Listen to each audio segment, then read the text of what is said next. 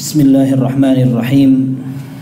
Assalamualaikum warahmatullahi wabarakatuh. Alhamdulillahi rabbil alamin. Wabihi nasta'inu ala umuri dunya waddin. Wassalatu wassalamu ala ashrafil anbiya'i wa imamil mursalin, nabiyyina Muhammadin wa ala alihi wa sahabatihi wattabi'in wa man tabi'ahum bi ihsanin ila yaumiddin. Ya ayyuhalladzina amanu taqullaha haqqa tuqatih wa la tamutunna illa wa antum muslimun. Ya ayyuhan nasu ittaqu rabbakum alladzi khalaqakum min nafsin wahidah wa khalaqa minha zawjaha wa batha minhuma rijalan katsiran wa nisaa'a wattaqullaha alladzi tasaaluna bihi wal arham. إن الله كان عليكم رقيبا. يا أيها الذين آمنوا اتقوا الله وقولوا قولا سديدا يصلح لكم أعمالكم ويغفر لكم ذنوبكم ومن يطع الله ورسوله فقد فاز فوزا عظيما. أما بعد. Ikhwas sekalian, alhamdulillah, semoga pagi ini menjadi sebuah awal yang baik untuk menjalani aktivitas di hari ini. Dan kita sebagai seorang beriman memiliki standar bahwa standar disiplin rajin adalah orang yang memulai harinya dengan ibadah. Dan Nabi SAW menyatakan bahwa ketika seorang beraktivitas dengan ibadah di awal harinya, itu akan berpengaruh pada aktivitas berikutnya. Di dalam Sahihain, dalam Sahih Bukhari dan Muslim disebutkan, yaqidu syaitanu ala qafiyati ra'si ahadikum idza huwa nama thalatha uqad. Setiap orang tidur dia akan diberi ikatan oleh setan di tengkuknya dengan 3 buhul, 3 ikatan. Orang mau tidur dikatakan demikian, yudrabu ala kulli uqdatin minha alaika lailun tawilun farqut. Setiap ikatan setan akan menghembuskan bisikannya, mengatakan bahwa malam ini masih panjang, tidur aja. Para ulama berbeda pendapat, ini maksudnya ikatan fisik atau kiasan makna. Sebagian mereka mengatakan itu apa adanya, cuma tidak kelihatan. Jadi ada ikatannya tetapi tidak kelihatan. Ada yang mengatakan bukan, itu maksudnya adalah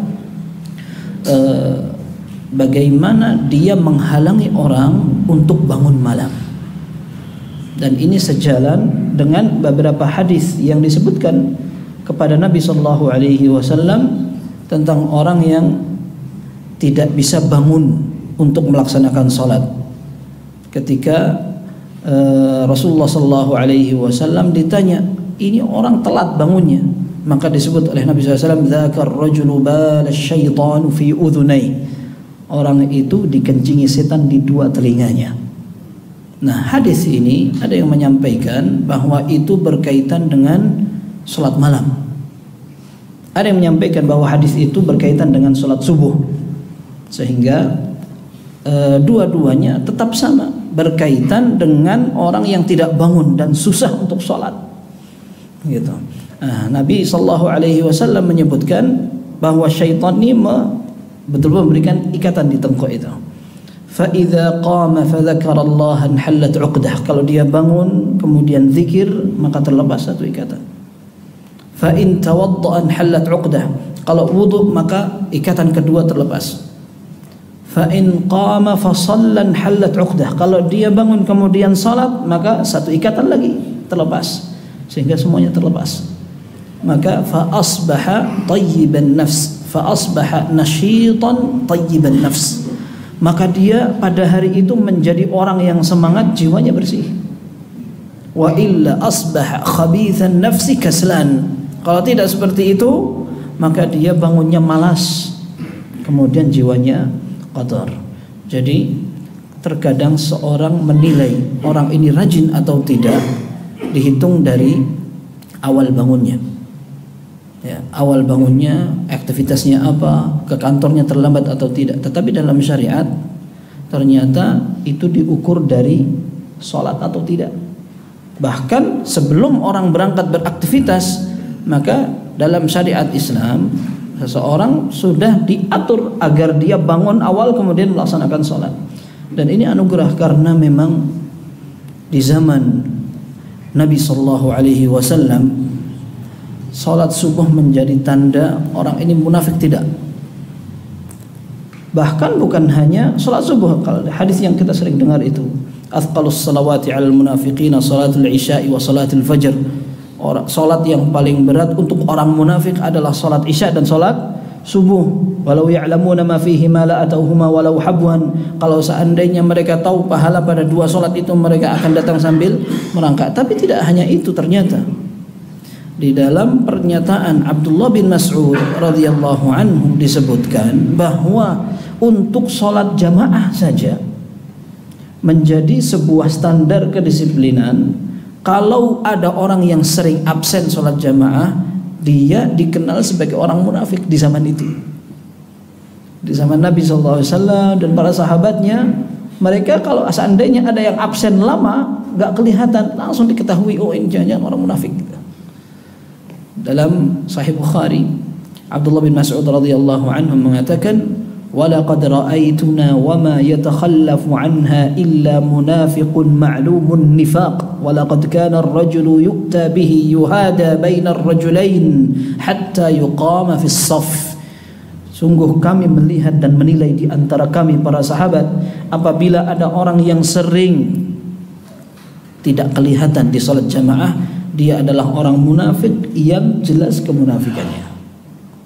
Dan sungguh di antara kami ada orang yang sampai datang dibopong di antara dua orang agar dia bisa sholat bersama kaum muslimin. Orang sakit itu ma'dzur, dia dimaafkan kalau tidak sholat berjamaah. Akan tetapi karena semangatnya, maka dia sampai dibopong dua orang.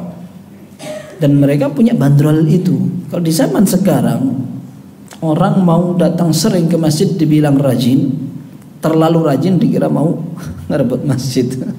Ya, jadi karena mungkin kebiasaan masyarakat ini sudah berbeda.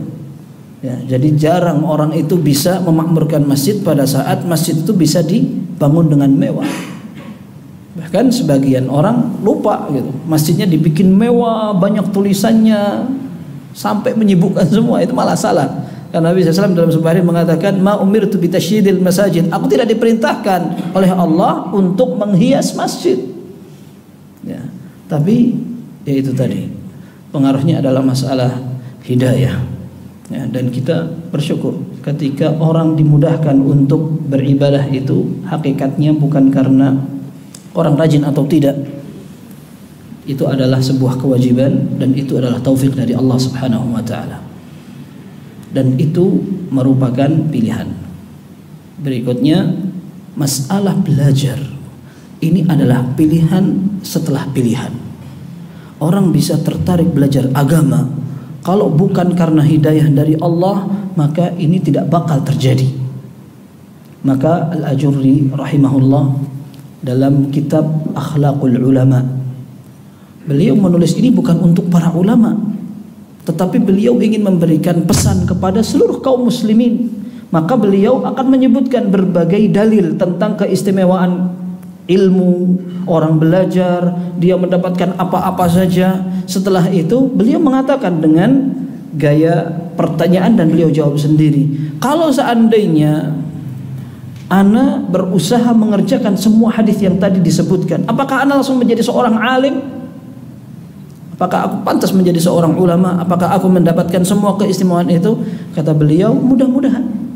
Kalau seandainya ada orang bisa menyebutkan atau bisa mempraktekkan semua hadis yang disebutkan beliau itu, mudah-mudahan. Hanya para ulama itu punya kriteria, punya karakter begini, begini, begini. Gitu. Kalau dia bisa, alhamdulillah. Kalau tidak bisa, maka sudah saatnya berbenah. Maka intinya dari kitab Akhlaqul Ulama, beliau ingin memberikan nasihat kepada seluruh kaum muslimin, dan beliau memulai dengan amma ba'du fa innallaha azza wa jalla wa taqaddasat asma'uh. Sungguhnya amma ba'd, sungguhnya Allah azza wa jalla yang maha tinggi nama dan sifatnya. Ikhtassa min khalqihi man ahab fahadahum lil iman. Allah memilih beberapa hamba yang dia ciptakan sehingga mereka diberi hidayah. Thumma ikhtassa min khalqihi man ahab thumma ikhtassa min sairil mu'minina man ahab fatafaddala alaihim fa'allamahumul kitaba wal hikmah wa faqqahahum fi dinihim wa faddalahum 'ala sa'iril mu'minin. Allah pilih lagi setelah itu. Di antara hamba-hambanya yang beriman dipilih lagi untuk diberi ilmu, dipahamkan terhadap agama, dipahamkan Al-Quran, hadis, maka mereka mendapat kelebihan di antara orang-orang yang sudah mendapatkan kelebihan sebelumnya. Dan ini menjadi sebuah ibadah yang tidak gampang. Ya, kita sering mendengar hadis bahwa orang belajar itu orang yang sedang mencari surga.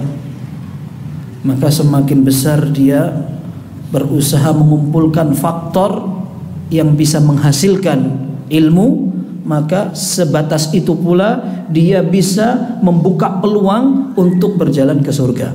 Hadisnya sering kita dengar itu. Man salaka tariqan yaltamisu fihi ilman sahalallahu lahu bihi tariqan ilal jannah.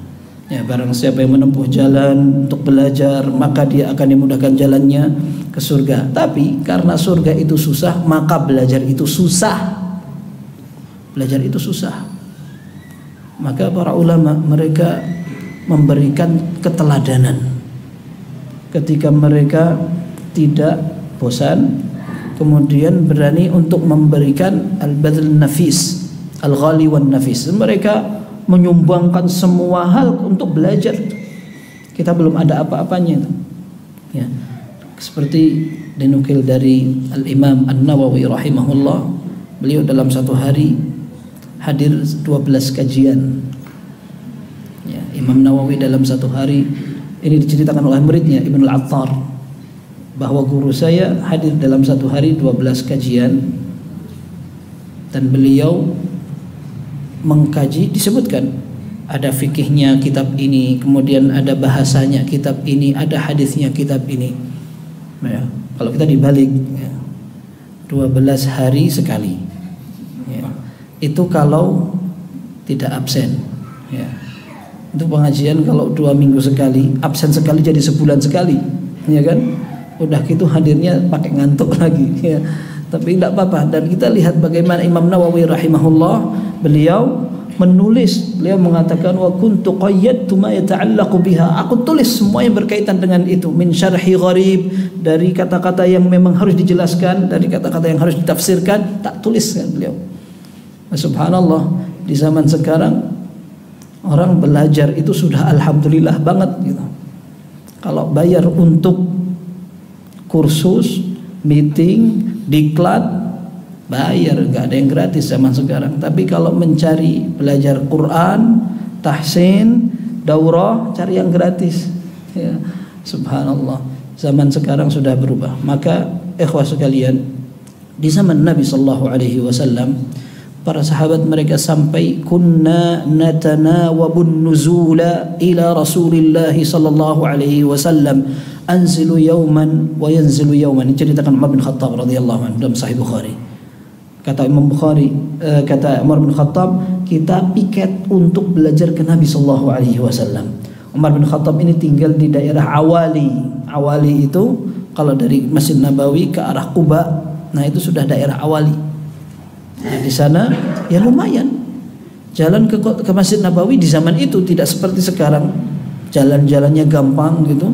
Kemudian di zaman itu mereka piket karena mereka memang punya kerjaan untuk menggembala unta, atau mereka bertani, termasuk orang-orang Ansor terkenal mereka bertani. Sampai sekarang kalau antum umrah, ya, antum jalan dari Masjid Nabawi ke Masjid Quba, kan pohon-pohon kurma banyak itu dari dulu lebih banyak lagi.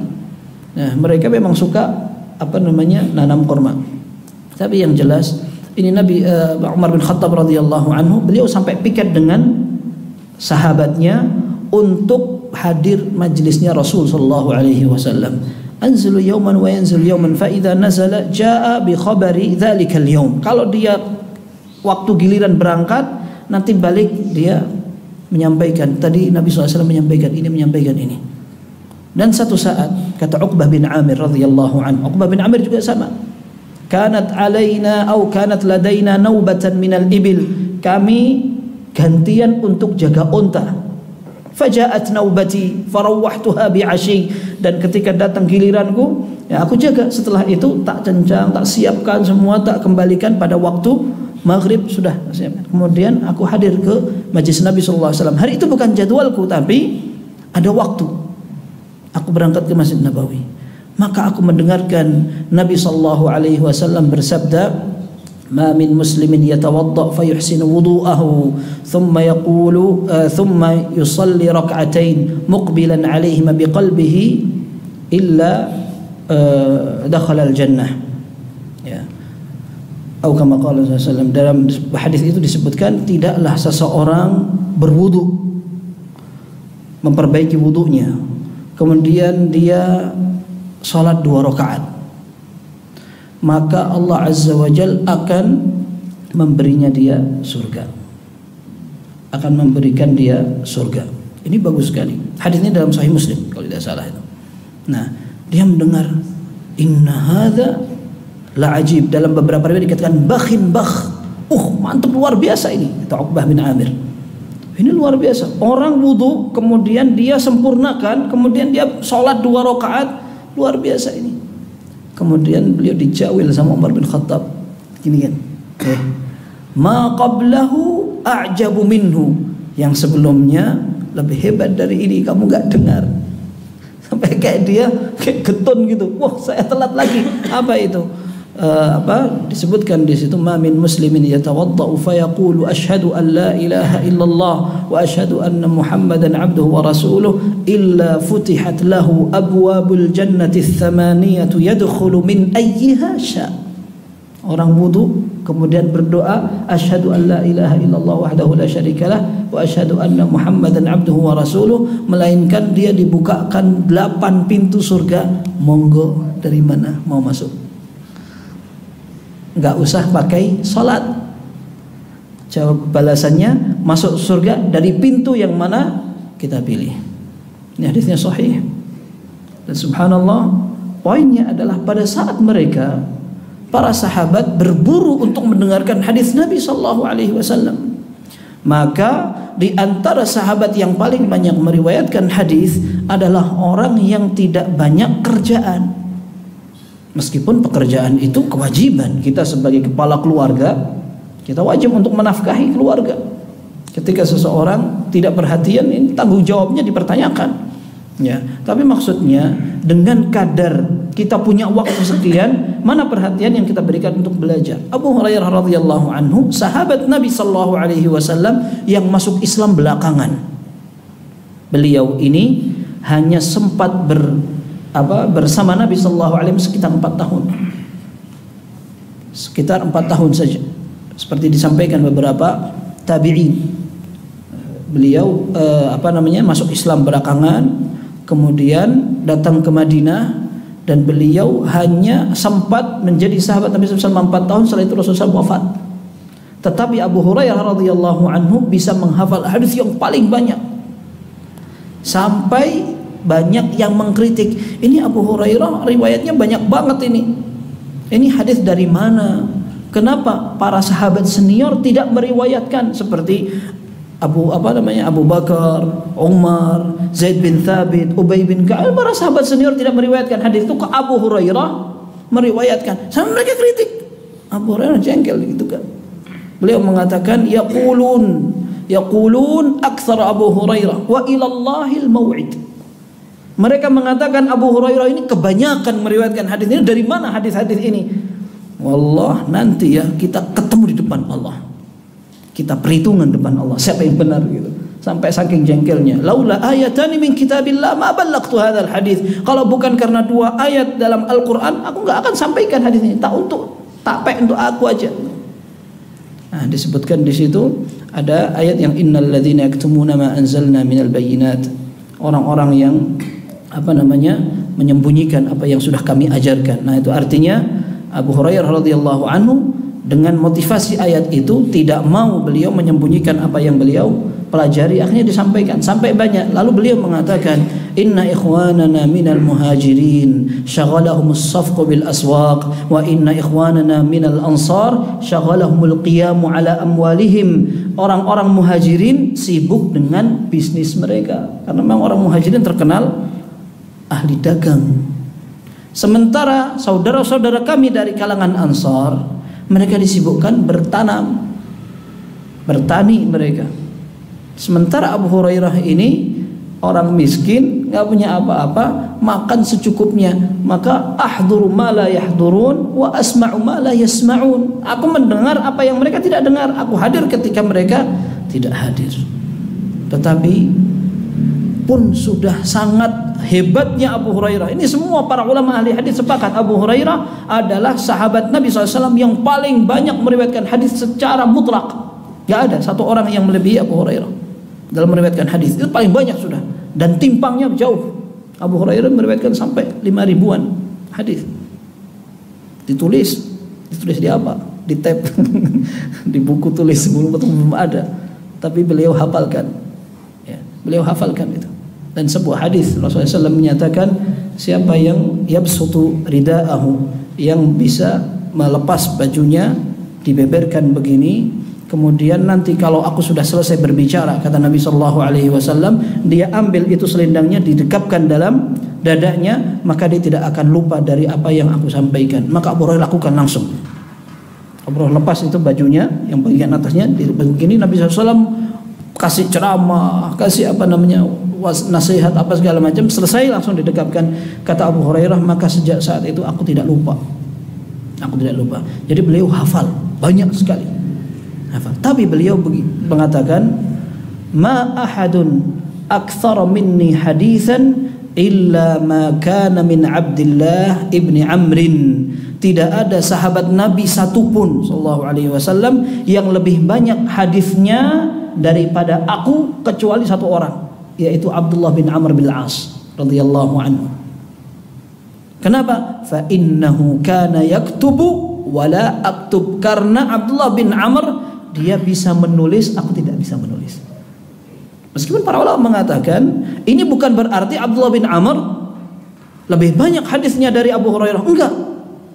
Tetapi Abu Hurairah ingin menunjukkan bahwa Abdullah bin Amr ini semangat nulis, sehingga ini yang tidak bisa dikerjakan oleh Abu Hurairah. Aku nggak bisa nulis, yang bisa yang bisa nulis ini Abdullah bin Amr. Enak sekali dia bisa nulis gitu. Dan Abdullah bin Amr ini nulis hadis sejak zaman di Mekah. Beliau mengatakan, kata Abdullah bin Amr, kuntu aktubu kulla syai'in sami'tuhu min Rasulillah sallallahu alaihi wasallam. Aku tulis semua yang disampaikan oleh Nabi sallallahu alaihi wasallam, hatta qalat li Quraisy innaka taktubu kulla syai'in wa huwa basharun yatakallamu fil ghadabi war ridha. Kamu tulis semua yang disampaikan Nabi sallallahu alaihi wasallam, sementara beliau adalah manusia biasa, kadang marah, kadang enak-enak begitu ngomongnya, jadi teratur, tapi kadang marah. Kamu tulis semua. Fa'amsaktu 'anil kitabah. Kata Abdullah bin Amr, gara-gara itu terpengaruh, Anda lepaskan itu, akhirnya enggak nulis. Sampai aku laporkan ke Nabi sallallahu alaihi wasallam, kata beliau, uktub fa walladhi nafsi biyadihi la yakhruju minhu illa haq. Kata Rasul sallallahu alaihi wasallam kepada Abdullah bin Amr, tulis, karena demi Allah tidak ada yang keluar dari ini, maksudnya mulutnya, kecuali kebenaran. Akhirnya Abdullah bin Amr tulis. Itu sejak beliau dulu sekali di zaman Makkah sampai di Madinah tulis. Berarti para ulama mereka sudah lama belajar menggunakan dua alat itu. Yang satu nulis, yang satu hafalan. Kalau nggak nulis ya hafalan. Dan di zaman ini hadirin pengajian itu banyak yang menerapkan hafalan, ya kan? Jadi tidak nulis tapi menghafal. Mudah-mudahan yang di rumah nanti bisa mendengar. Alhamdulillah ada hadis yang disampaikan oleh Nabi SAW untuk keistimewaan orang menghafal hadisnya. Naddarallahu imra'an sami'a maqalati fawa'aha fahafidhaha kama sami'aha fa'adda kama sami'aha farubba muballighin ila man huwa afqahu minhu farubba hamili fiqhin laysa bifaqih. Semoga Allah mencerahkan wajah orang yang mendengarkan hadisku, kemudian dia hafalkan, kemudian dia sampaikan sebagaimana dia dengarkan, lalu dia ajarkan kepada orang lain. Betapa banyak orang menyampaikan kepada orang yang lebih pintar dari dia, dan bisa jadi dia menyampaikan sesuatu yang dia tidak pahami, tapi tidak apa-apa karena dia sudah berjasa untuk menyampaikan sesuatu sebagaimana dia dengarkan. Sehingga para ulama menjadikan hadis ini sebagai keistimewaan untuk orang yang hafal. Mungkin di rumah banyak orang yang lebih paham, oh itu maksud hadis ini begini, tapi dia sudah berjasa menyampaikan hadis itu apa adanya. Nah, maka kalau mau mempraktekkan hadis Umar dan sahabatnya tadi, ya, piket untuk pengajian, nanti balik diajarkan, bagus sekali. Apalagi nggak usah piket, hadir dihafalkan dua-duanya, ya, nggak usah piket-piketan. Begitu, wah ini lebih bagus lagi. Dan para sahabat Nabi SAW, mereka belajar sampai menempuh perjalanan jauh. Disebut oleh Imam Bukhari bahwa di antara rihlah atau melakukan perjalanan untuk belajar hadis itu dimulai dari seorang sahabat yang bernama, kalau tidak salah, Uqbah ibn Harith. Kalau tidak salah, saya lupa namanya itu. Kalau tidak salah, Uqbah bin Harith. Uqbah bin Harith ini beliau menikah, sudah punya anak. Tiba-tiba ada seorang wanita datang mengatakan, qad arda'tukuma, aku sudah menyusui kalian berdua. Berarti kalian berdua ini saudara sepersusuan. Berarti saudara sepersusuan kan nggak boleh menikah karena mahram sudah, semuanya mahram seperti saudara biasa, seperti kandung gitu, nggak boleh. Akhirnya Uqbah bin Harith ini kaget dia. Akhirnya dia yang datang dari luar kota Madinah ke Madinah untuk tanya, ini kasusnya parah. Pas sudah menikah ternyata nikah sama saudaranya sendiri, gimana? Mending kalau sepupu nggak apa-apa. Ini masalahnya sama saudara sepersusuan, seperti nikah sama adik kandungnya, nggak bisa. Lapor ke Nabi SAW, kata Rasulullah SAW, wa kaifa wa qad qil. Kata Nabi SAW, beliau ketika ditanya, beliau berpaling. Ketika akhirnya beliau jawab, wa kaifa wa qad qil, ya sudah, mau gimana lagi? Dia perempuan itu yang menyusui, dia yang lebih tahu. Dia mengatakan, kamu tak susuin, sudah, dia yang lebih tahu. Para ulama sampai mengatakan bahwa persaksian seorang wanita biasanya nilainya itu setengah dari persaksian laki-laki, kecuali yang seperti ini, karena ini khusus untuk perempuan. Kasus khusus perempuan itu mereka mendapatkan persaksian mutlak, lengkap. Nabi SAW tidak mencari saksi. Ketika ada seorang wanita mengatakan, saya sudah kasih kamu, pernah menyusui kamu, Nabi SAW tidak pernah meminta siapa yang menjadi saksi. Enggak. Ini menunjukkan bahwa persaksian seorang wanita diterima khusus dalam masalah dia.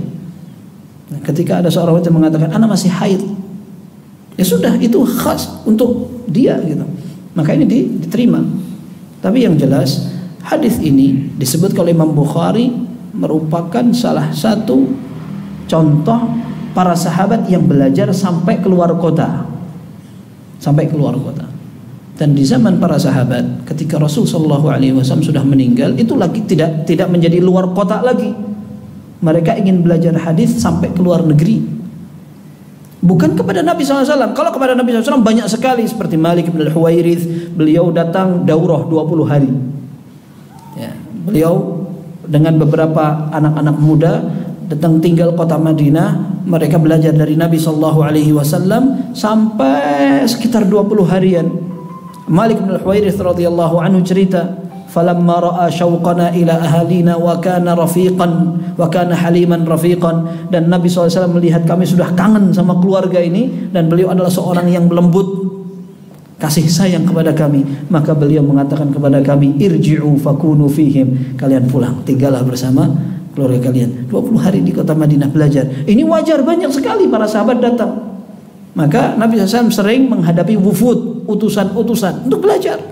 Nah, setelah Nabi SAW meninggal, para sahabat berpencar untuk dakwah dan untuk tugas. Ini menjadi gubernur Mesir, ini daerah Syam, ini daerah Irak, ini daerah Yaman, ini daerah Hijaz, dan seterusnya. Jabir bin Abdullah radhiyallahu anhuma, beliau menceritakan, satu saat balaghani an rajulin sami'a haditsan min Rasulillah sallallahu alaihi wasallam ma lam asma'hu. Aku mendengar ada seorang sahabat Nabi sallallahu alaihi wasallam mendengar sebuah hadis yang belum aku dengar. Fabta'tu ba'iran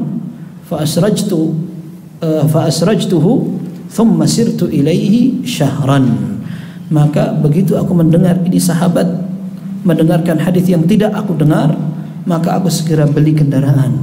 Aku beli onta, kemudian aku siapkan pelananya, maka aku melakukan perjalanan selama 1 bulan menuju daerah Syam. Syam itu daerah Yordania, Palestina dan sekitarnya itu, Lebanon, Suriah. Nah, itu dari Madinah. Melakukan perjalanan 1 bulan, perjalanan darat. Fa'idha Abdullah bin Unais. Ternyata sahabat itu adalah Abdullah bin Unais radhiyallahu anhu. Begitu aku sampai di pintu, aku bilang ke penjaganya, "Qul Jabir indal bab." Sampaikan bahwa Jabir bin Abdullah ada di pintu. Maka teriak dari dalam, "Jabir bin Abdullah." Ini Jabir bin Abdullah sahabat Nabi SAW. Qultu na'am, iya. Maka ini budak masuk dan dia langsung keluar. Nah, Abdullah bin Unais keluar, ini tamu teman lamanya selama belajar pada Nabi SAW. Keluar, fa'tanaqani fa'tanaqtuhu, kami saling berangkulan. Setelah itu langsung Jabir bin Abdullah mengatakan, hadithun sami'tuhu min Rasulillah sallallahu alaihi wasallam khasyitu an amuta aw tamuta wa lam asma'hu mink. Aku datang ke sini untuk mendengarkan sebuah hadis. Aku dengar kamu mendengar langsung dari Nabi sallallahu alaihi wasallam. Aku khawatir aku mati duluan atau antum mati duluan, aku belum mendengar hadis itu. Subhanallah, ini semangat sekali. Satu hadis aja itu. Satu hadis, kemudian setelah itu beliau pulang. Ini mirip dengan yang pernah dilakukan oleh Abu Ayyub Al-Ansari. Abu Ayyub Al-Ansari tinggal di kota Madinah. Beliau melakukan perjalanan ke daerah Mesir untuk bertemu dengan sahabat Nabi SAW, Uqbah ibn Amir. Maka melakukan perjalanan selama sekitar 1 bulan itu juga dari daerah Madinah menuju Mesir. Sampai sana datang ke rumah gubernurnya, namanya Maslamah ibn Makhlad al-Ansari. Dia mengatakan, saya mendengar sebuah hadis, ma baqiya ahadun sami'ahu ghairi wa ghairuh. Aku mendengar sebuah hadis yang aku sangka tidak tersisa orang yang pernah mendengar langsung kecuali aku dan dia. Aku sekarang ingin memastikan apakah hadis itu masih kuat atau tidak, apakah benar yang aku hafalkan. Subhanallah, untuk memastikan ini bukan seperti Jabir bin Abdullah. Jabir bin Abdullah ingin mendapatkan hadis yang tadi dia tidak dengar. Nah, sekarang dia ingin memastikan karena beliau menceritakan, ma baqiya ahadun sami'ahu ghairi wa ghairuhu. Tidak tersisa sahabat Nabi SAW yang pernah mendengar hadis itu kecuali aku dan dia. Aku ingin memastikan pendengaranku itu sekarang. Perjalanan jauh untuk memastikan itu. Fadullani au arsil man yadullani baitahu. Maka tolong wahai Maslamah, utus seseorang untuk menunjukkan di mana rumah Uqbah bin Amir. Akhirnya ditunjukkan. Kata Uqbah bin Amir, ada apa jauh-jauh? Malladzi atabika? Apa yang membuat kamu datang jauh-jauh? Akhirnya disebutkan hadis yang pernah kita dengar dari Nabi SAW. Ma baqiya ahadun sami'ahu ghairi wa ghairuk. Aku ingin menanyakan hadis yang sudah tidak tersisa satu sahabat pun yang meriwayatkan itu kecuali aku dan kamu. Akhirnya disampaikan, man satara mu'minan ala khurbatin satarahullahu yaumal qiyamah. Barang siapa yang menutup aib saudaranya, maka dia akan ditutup aibnya pada hari kiamat. Maka disampaikan hadis itu oleh Uqbah bin Amir, thumma rakiba ilal Madinah. Setelah itu langsung balik ke Madinah. Cuman satu hadis aja itu. Luar biasa, Masya Allah. Dan di zaman sekarang, kalau ada orang datang ke pengajian, kemudian sampai naik sepeda ontel, luar biasa. Saya pernah hadir di majelis salah seorang ustadz. Saya hanya ikut aja. Waktu saya di pesantren Al-Irsyad dulu. Ya, beliau punya beberapa kajian di kampung-kampung itu, dan luar biasa semangat orang kampung itu untuk belajar, luar biasa. Ya, itu kita waktu pulang mereka naik sepeda pancal, Itu katanya mereka itu mungkin sampai berapa kilo itu mereka naik itu untuk ngaji habis maghrib itu, Masya Allah. Dan mudah-mudahan itu menjadi salah satu pahala man salaka tariqan tadi itu.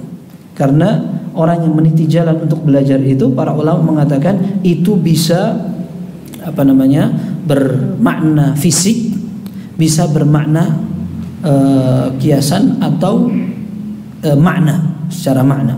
Seperti contohnya orang menghafal, orang belajar, memahami, itu semua adalah meniti jalan. Nah, ada yang betul-betul fisik. Sampai Ustaz Firanda pernah cerita itu di majelis Syekh Abdul Razak. Ya, ada kuis yang disampaikan. Udah selesai kajian, beliau sampaikan, siapa yang bisa menjelaskan secara singkat pelajaran kita. Ada jamaah datang, mengatakan, Syekh, anak. Lalu disampaikan poin-poinnya. Tuh 2, 3, 4. Kata Syekh Abdul Razak, luar biasa, sempurna. Cuman bagian awalnya kenapa nggak kamu sebutkan sekalian? Kan kurang gitu. Dia nyebutkan urut dan poinnya lengkap, tapi kenapa tidak dari awal? Maka dia mengatakan, saya sudah datang berangkat dari rumah sejak jam 2 malam, tapi saya telat. Maka ya ini yang saya sampaikan, ini yang saya bisa tulis. Syekh Abdul Razak mengatakan, Masya Allah, ini semangatnya bawa tua, orang tua. Akhirnya dikasih jam sama Syekh itu. Masya Allah, itu orang semangatnya belajar sampai kayak begitu. Itu mudah-mudahan bisa seperti para ulama salaf dulu. Zaman sekarang orang datang itu sudah alhamdulillah ya. Ya, ngaji itu daripada kosong, daripada sepi, itu pengajian saya datangin gitu. Jadi seolah-olah kita merasa orang berjasa untuk pengajian daripada kosong gitu. Subhanallah. Dan Nabi Sallallahu Alaihi Wasallam beliau mengatakan, satu saat 3 orang datang. 3 orang datang ini dalam hadis sahih. 3 orang datang, fa ammal awwal fa'arad. Orang pertama pergi. Orang kedua fattakhadha khalalan atau fabahatha khalalan fajalas. Orang yang yang pertama itu orang yang mencari celah itu tadi. Dia lihat di majelis ini ada yang kosong, mana duduk dia. Wa ammal akhar fastahya. Maka orang kedua dia mau lompat-lompat, mau cari yang kosong itu malu dia. Akhirnya dia duduk. Dia duduk di tempat yang gampang dia duduk. Kemudian yang ketiga fa'arad, dia kemudian pergi. Ini 3 orang datang ke majelis, itu ada yang seperti itu bentuknya, kata Nabi SAW. Kemudian Rasulullah SAW mengatakan, adapun orang pertama, maka ana lupa redaksinya, semoga Allah Azza wa Jalla memberikan pahala kepada dia. Adapun yang kedua, fastahyallahu minhu.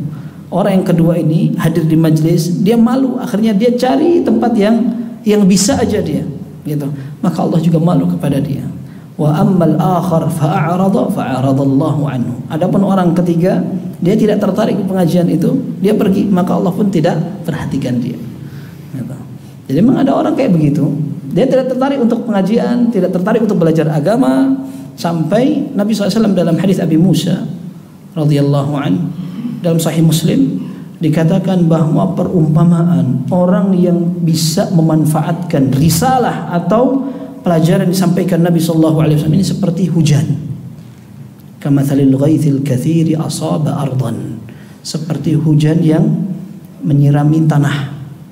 فكان منها نقية قبلت الماء فأنبتت الكلاء والعشب الكثير. Maka sebagian tanah itu subur, dikasih hujan dia bisa menumbuhkan tanaman.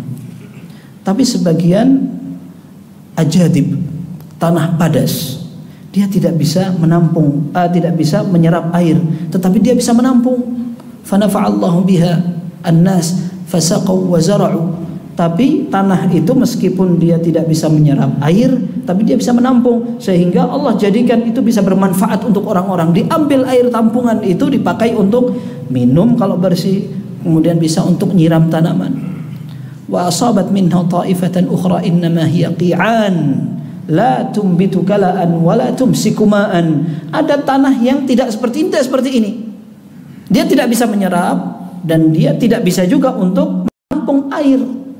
Maka Nabi SAW memberikan perumpamaan itu dengan mengatakan, fadzalika man faqaha fi dinillah fanafa'ahu ma ba'athani Allahu bihi wa mathalu man lam yarfa' bidzalika ra'san wa lam yaqbal hudallahi alladhi ursiltu bih. Kata Nabi SAW, itulah perumpamaan orang yang mau belajar dan bisa memanfaatkan risalahku dengan orang yang tidak tertarik, ngangkat kepala untuk belajar aja enggak. Jadi para ulama mengambil kesimpulan itu ada orang yang paling tidak kriterianya 3. Yang pertama itu orang yang semangat, dipelajari sampai paham, kemudian dia fa'alima wa'allam. Dalam hadis disebutkan itu, dia mengerti, paham, setelah itu diajarkan. Yang kedua, ada orang yang dia tidak paham. Dia tidak paham, tapi dia menampung, dihafalkan. Orang bertanya ke dia, sampaikan. Orang bertanya, dijawab. Meskipun tidak bisa memberikan intisari, kesimpulan atau penerapannya bagaimana, yang penting dihafalkan itu. Dan ini diberikan contoh beberapa ulama ahli hadis ketika mereka yang tidak tidak sampai memiliki fikih kayak Imam Ahmad, Imam Syafi'i, mereka ahli hadis dan ahli fikih semuanya. Tapi ada beberapa ulama ahli hadis mereka nggak mau ditanya tentang masalah macam-macam. Yang penting ada hadis seperti ini, ada hadis seperti ini, sampaikan. Ya. Nah, tapi cukup dengan hafalan itu banyak orang yang bisa belajar sama mereka. Banyak orang yang pinter kurang bisa meminterkan orang. Kan ada itu kayak gitu. Guru anak cerita, dulu kita punya guru, orangnya tua katanya. Kalau ngajar dia itu sampai untuk menguasai dirinya sendiri aja susah. Maksudnya saking wallahu alam, maksudnya minder sekali sampai ngajak orang ngomong itu nggak berani. Kan ada orang tipe-tipe kayak begitu tuh. Kalau sudah ngadepin orang gemeteran banget gitu. Nah itu bener tuh ngajar kayak begitu. Tapi subhanallah, kita kalau tanya tentang ilmu hadis jawabannya lengkap, tuntas, kuat. Dan itu adalah salah satu bentuk ilmu. Maka di antara para ulama ada yang mengarang kitab namanya As-Su'alat, kumpulan pertanyaan. Jawabannya itu mahal dan tidak bisa dikeluarkan kecuali ditanya. Padahal orangnya nyampaikan setengah mati. Nah, ada orang model-model seperti itu. Ya, mereka tidak bisa menyampaikan kecuali kalau ditanya. Tapi manfaatnya besar ketika dia punya ilmu itu. Nah, tapi yang ketiga adalah wa mathalu man lam yarfa' bidzalika ra'san. Orang yang enggak mau ngangkat kepalanya untuk belajar itu. Maka kita sampaikan tadi seperti awal pengajian bahwa ilmu itu hidayah dari Allah. Allah pilih dari semua makhluknya jadi beriman. Setelah itu ada yang beriman di antara mereka yang dijadikan untuk belajar. Maka Imam Malik rahimahullah beliau menyebutkan hikmah, kata beliau, yu'til hikmata man yasha. Di dalam Al-Quran Allah memberikan hikmah kepada siapa yang dia kehendaki. Kata Imam Malik rahimahullah, aku melihat hikmah ini tafsiran yang paling tepat adalah paham agama. Engkau lihat, kata Imam Malik, ada orang kaya, khabirun bid dunya, dia tuh ahli sekali kalau untuk bisnis, pakar banget itu, sehingga kalau seandainya dia balik batu itu langsung jadi fulus tuh. Saking hebatnya itu, bakat, buka ladang bisnis apa sukses gitu. Orang kalau nggak sukses berusaha membuka kerjaan apa gagal terus gitu, utangnya tambah banyak. Ya, tapi itu terserah Allah bagaimana mengatur. Tapi yang jelas kata Imam Malik rahimahullah, ada orang yang kayak begitu. Tetapi ada orang yang sukses dalam belajar dan dia bisa memahami agama yang tidak dikuasai oleh orang ini. Padahal agamanya dibawa mati sampai ke depan. Sementara dunia ditinggalkan. Sehebat-hebatnya orang, sebagus-bagusnya rumah itu kan gak dibawa mati. Orang di kuburan itu, apa ya, karena dia miliarder akhirnya kuburannya mau dibikin dari emas untuk nyogok malaikat. Ya, gak ada manfaatnya. Imam Syekh Muhammad Shalih Utsaimin rahimahullah mengatakan bahwa orang yang sudah meninggal ternyata di giginya ada gigi emas. Ya, kalau seandainya dibuka itu tidak melukai jasad si mayit, maka harusnya dicabut itu giginya. Karena ini harta tidak boleh disia-siakan, nggak boleh mubazir. Apa manfaatnya jenazah bawa gigi emas menghadap malaikat? Ya. Maka al-ahya ahaqqu biha, orang-orang yang masih hidup bisa memanfaatkan, diambil itu giginya. Kecuali kalau diambil giginya itu bisa membuat terluka atau mungkin nggak bisa atau badannya jadi tambah rusak gitu. Tapi kalau enggak, hukum asalnya diambil. Itu orang mati kayak begitu, nggak bawa apa-apa.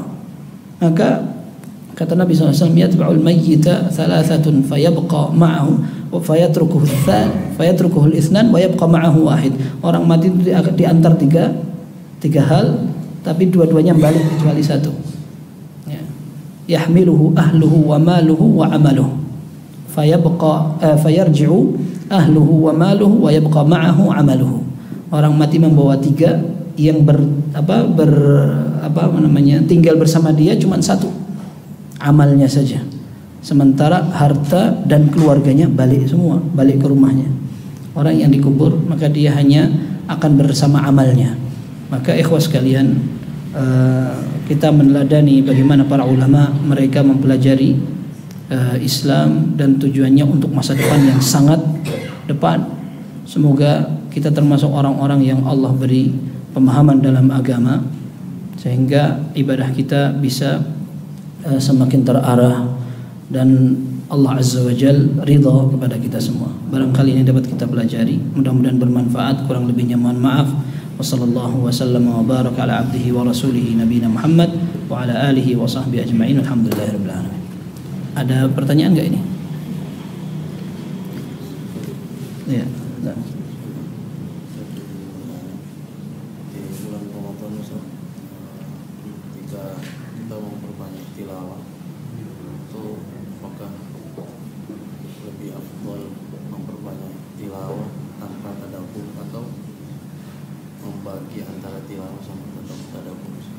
Iya, ini sering ditanyakan ketika bulan Ramadan mana yang lebih afdal? Yang lebih afdal membaca Al-Quran banyak atau sambil berusaha untuk memahami? Ya, sambil berusaha untuk memahami, mencerna, mempelajari tafsir dan seterusnya. Nah, kalau seandainya bisa dua-duanya, maka itu yang lebih afdal. Al-jam'u awla min at-tarjih. Ya. Kita gabung itu lebih baik daripada pilih salah satu. Baca tafsirannya, kemudian baca Al-Qur'annya. Kan nggak ada waktu selain Ramadan biasanya. Orang itu nggak tertarik untuk belajar Al-Qur'an kalau nggak Ramadan gitu. Ya, maka dua-duanya dikerjakan. Tetapi kalau seandainya harus pilih salah satu, wallahu alam, sebagian ulama mengatakan lebih baik memahami. Tapi ada yang mengatakan lebih baik membaca saja. Lebih baik membaca.